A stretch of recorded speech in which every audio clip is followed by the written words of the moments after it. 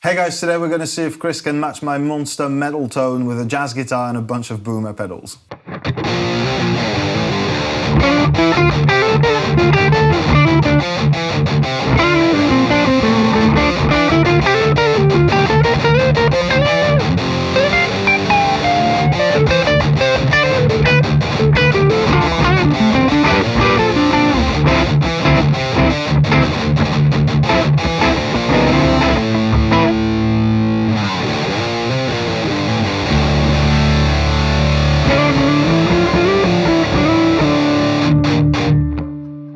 Hey guys, Kris here. And my name is Guillaume. Hope you're all doing great today.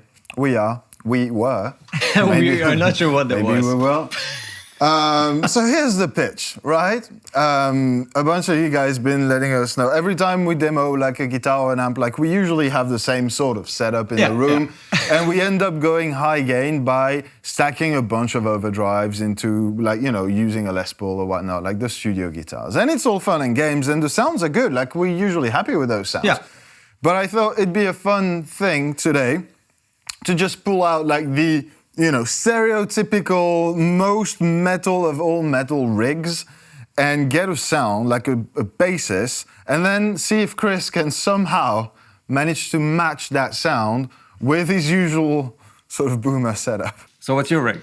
This is the LTD Deluxe H3 1000. Sexy name. No, super cool guitar though. Every LTD 1000 is just absolutely monstrous. Pretty much, yeah. Seymour Duncan pickups, passive pickups, going into the JHS Bonsai in the 808 mode and into the EVH 5150. You know, your Why wouldn't you? pinnacle right? of all metal heads, probably one of the most used, definitely. And going into the Harley Benton Cab with Celestion V30s. So, like, I can hardly go any more metal than this. There's nothing wrong with that rig. What is your rig, Kris?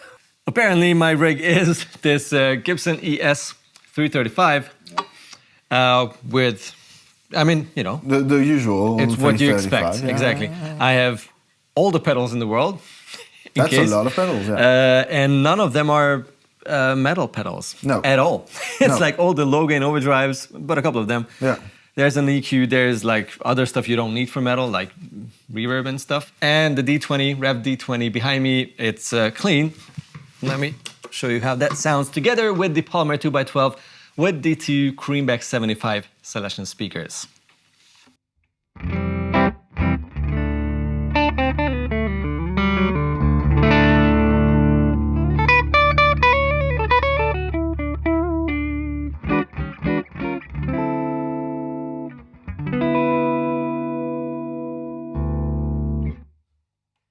Very metal. Very metal. Very metal indeed. Okay, so I'm just going to play a little bit, give you some chugging, give you a point of reference, and then I want you to take the people through your metaling process. Metalizing my rig. With all the wrong pedals. See how close you can get with that. You see, you're laughing at my boomer stuff here, but wait a second. I use it too. Just wait a second. Okay, hit me with your high gain.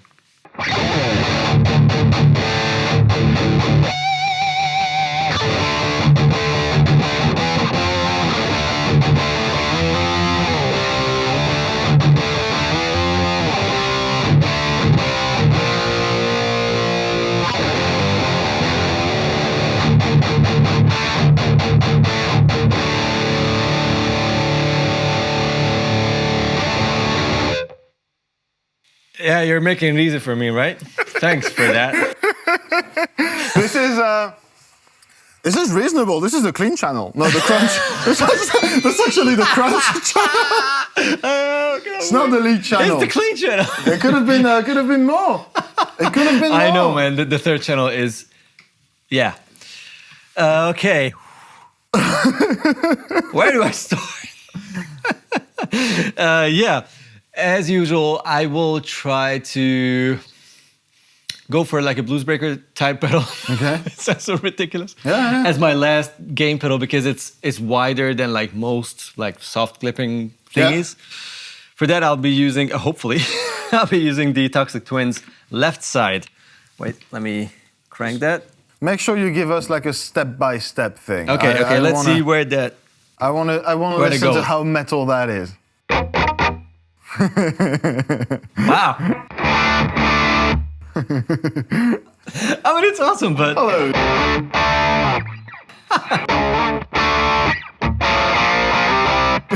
It's not even enough heavy for that. No.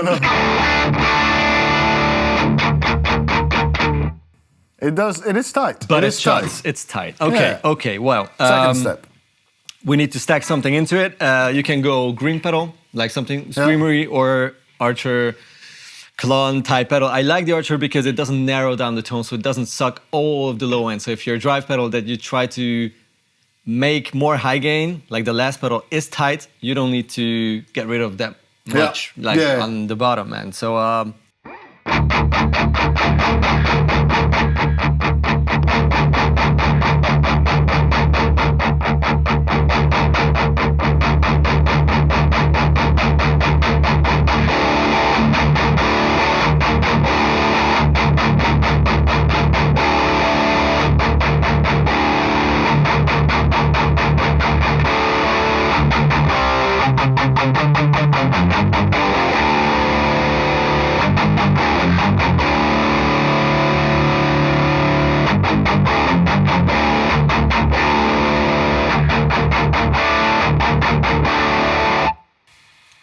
Okay. I like that. There. I mean, that's awesome for rock, but still not enough. So let's engage the G7, which is one of the obvious EQ pedals one would use. I mean, for sure. Of course. And let's get rid of like 800-ish hertz, which is something where you normally find that kind of frequency that is not very strong in like heavy tones. Yeah. Well, depends on the heavy tone, yeah, but...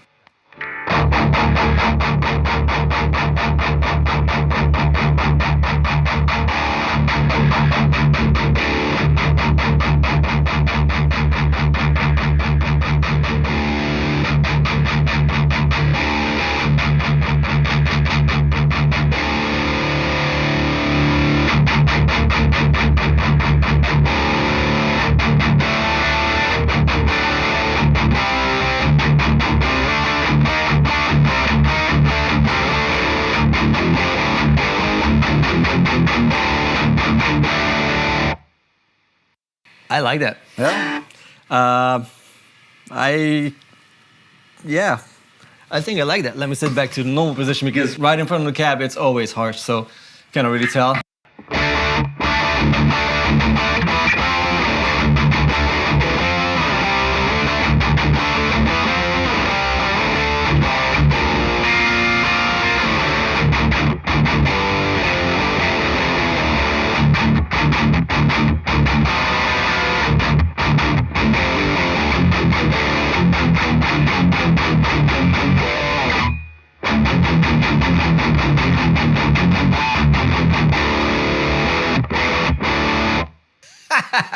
So that was Dio Cruz. Old Dio Crew, the bell tolls. Okay. I'm kind of missing that aggressive presence a little bit. Yeah. It's not like I dislike this one, but yours just has that cutting presence. Can you Let's do AB, yeah, for sure. Let's go AB for a second.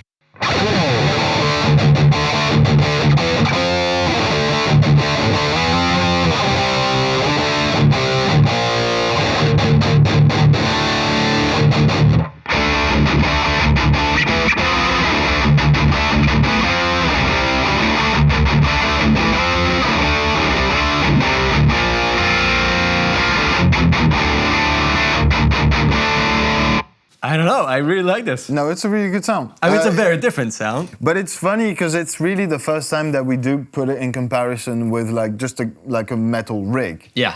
Which is pretty cool. I think outside of just being kind of ridiculous and a little bit funny, maybe, it gives you guys an insight as to how we usually go about stacking the pedals, because that's what Kris does, and he does it like nobody else. No, but seriously, like three blues sort of pedals, and you're there. You know, like it's not the same, but it's the same kind of ballpark. You know, and it's a really nice, heavy, enjoyable sound. Yeah. I mean, again, as a reminder. Oh, jazz, blues, guitar, whatever, traditional guitar, let's put it this way. Guitar. a clone type pedal, some gain, not a lot, and then one side of the Toxic Twins, not even both sides. It's just the Bluesbreaker side. It's gunned, but it's still like medium to low gain on its own. And then the EQ, which makes up for all the lack of aggressiveness, if that's a word. Yeah. And I think it's now it has to be, because that's what it does. Now it is. Okay. Aggressivifying my rig. Yeah, and the rev is clean. So, how did you like it? How close is it to a proper metal rig kind of tone? I think it's sweet and enjoyable in isolation. Okay. I still prefer mine. I think there's like, and that's what people say in the comment section almost every time. It's like, yeah, it sounds good, but it's not like, you know, it's not exactly that. It's 99% of the way there, and then the extra 1% is there. Yeah, okay. It's like I mean, there's a reason for these to exist. It's a different feel for sure, but like, I wouldn't feel bad like if we had the metal guitar and just the rev and these few drives to demo that guitar through that rig. Yeah. It sounds great. Oh, it's just a really different vibe. Yeah, I guess it's also something that, like the playing experience, if you're used to playing high gain amps, it's a very different experience playing pedals. The other way around, if you're a pedal player and you don't play a lot of gain, and then you swap to, I don't know, modern amp, it's like, cool. What is going on? I'm not sure if I like this. Yeah. It's a very different thing, and there's a learning curve to every aspect, obviously. Yeah. What I learned is that we can actually achieve a tone that, in my book, sounds as enjoyable as, for me. Almost. Almost. You guys let us know which one you preferred. Was I any close? We're obviously not trying to tone match that amp. That's not gonna happen. But was it as good or close enough? Let's put it this way. It's not which one you preferred, because we all know that's me. No. The question is, if we had a metal guitar to demo in the studio, would you guys also be comfortable listening to that guitar through that rig? Like, would it be cool for you to just hear metal sounds through a rig that's not traditional, but still sounds good? That's also a good question. You've heard him. He said, it sounds good. I'll take that as a compliment. Sounds fine. I mean, obviously, we could have chosen a high gain pedal. BOD from Friedman, rev pedals, whatever. So many awesome ones out there. But I don't know, we just like stacking drive pedals. Why make it simple when you can not do that? Also that. You guys take it easy. See you down there in the comment section. Hit like and subscribe to the channel if you like what we're doing here. Yes, all of that. Take care. We'll see you in the comments and catch up next Wednesday.